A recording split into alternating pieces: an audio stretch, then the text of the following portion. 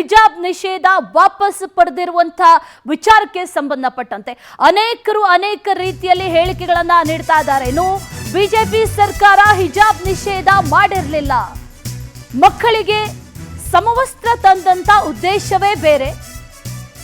ಚಿಕ್ಕಮಗಳೂರಿನಲ್ಲಿ ಮಾಜಿ ಶಾಸಕ ಸಿಟಿ ರವಿ ಹೇಳಿಕೆಯನ್ನ ನೀಡಿದ್ದಾರೆ. ಬಡವ ಜಾತಿ ವಿಷಯ ಇರಬಾರದು ಅಂತ ಈ ನಿರ್ಣಯವನ್ನ ಮಾಡಿದ್ದು. ಸಿದ್ದರಾಮಯ್ಯ ಸಮವಸ್ತ್ರಕ್ಕೆ ಹಿಜಾಬನ್ನ ಜೋಡಿಸ್ತಾ ಇದ್ದಾರೆ ಅಂತ ಸಿಎಂ ಸಿದ್ದರಾಮಯ್ಯ ಅವರ ವಿರುದ್ಧ ಮಾಜಿ ಶಾಸಕರಾದಂತಹ ಸಿಟಿ ರವಿ ಅವರು ಆಕ್ರೋಶವನ್ನ ವ್ಯಕ್ತಪಡಿಸಿದ್ದಾರೆ. ಹಿಜಾಬ್ ನಿಷೇಧ ಮಾಡಿರಲಿಲ್ಲ, ಶಾಲೆಗಳಲ್ಲಿ ಯೂನಿಫಾರ್ಮ್ ಅನ್ನು ಕಡ್ಡಾಯ ಮಾಡಿತ್ತು. ಈಗ ಮಾನ್ಯ ಮುಖ್ಯಮಂತ್ರಿಗಳು ಸಿದ್ದರಾಮಯ್ಯನವರು ಯೂನಿಫಾರ್ಮಿಗೆ ಹಿಜಾಬ್ ಜೋಡಿಸ್ತಾರೋ ಅಥವಾ ಯೂನಿಫಾರ್ಮನ್ನು ಕಡ್ಡಾಯ ಅನ್ನೋದು ತೆಗಿತಾರೋ? ಈಗಿರೋ ಪ್ರಶ್ನೆ ಇಷ್ಟೇ.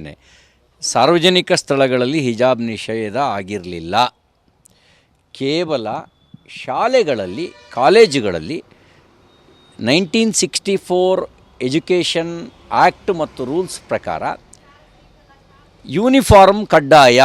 ಯೂನಿಫಾರ್ಮ್ನ ಹೊರತುಪಡಿಸಿ ಇನ್ಯಾವುದೇ ರೀತಿಯ ವಸ್ತ್ರ ಸಂಹಿತೆ ಅಲ್ಲಿಲ್ಲ. ಅಲ್ಲಿ ಕೇವಲ ಯೂನಿಫಾರ್ಮ್ ಮಾತ್ರ ಹಾಕಬೇಕು. ಆಯಾ ಕಾಲೇಜಿನ ಆಡಳಿತ ಮಂಡಳಿ, ಕಾಲೇಜುಗಳು ನಿರ್ಣಯಪಡಿಸುವಂತೆ, ಶಾಲೆಗಳು ನಿರ್ಣಯಪಡಿಸುವಂಥ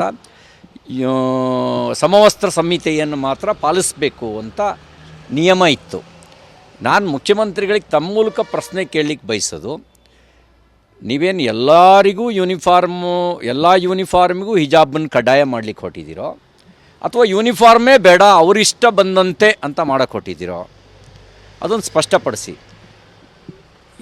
ಹಿಂದೆ ಯೂನಿಫಾರ್ಮ್ ವಿರುದ್ಧ ಇದ್ದವ್ರದ್ದು ಗಲಾಟೆ ಇದ್ದಿದ್ದು. ನಾವು ಹೇಳಿದ್ವಿ ಮಕ್ಕಳಿಗೆ ಯೂನಿಫಾರ್ಮ್ನ ತಂದ ಉದ್ದೇಶನೇ ಮಕ್ಕಳಲ್ಲಿ ಬಡವ ಬಲ್ಲಿದ ಅನ್ನುವಂಥ ಭೇದ ಇರಬಾರ್ದು, ಈ ಜಾತಿ ಆ ಜಾತಿ ಅನ್ನೋ ಭೇದ ಇರಬಾರ್ದು, ನಾವೆಲ್ಲರೂ ಸಮಾನರು ಅನ್ನುವಂಥ ಮಾನಸಿಕತೆಯಲ್ಲಿ ಶಾಲೆ ಕಾಲೇಜಿಗೆ ಬಂದು ಕಲಿಬೇಕು ಅನ್ನುವಂಥ ಉದ್ದೇಶದಿಂದ ಯೂನಿಫಾರ್ಮನ್ನು 1964 ಶಿಕ್ಷಣ ಕಾಯ್ದೆ ಅನ್ವಯ ತಂದಿದ್ದು.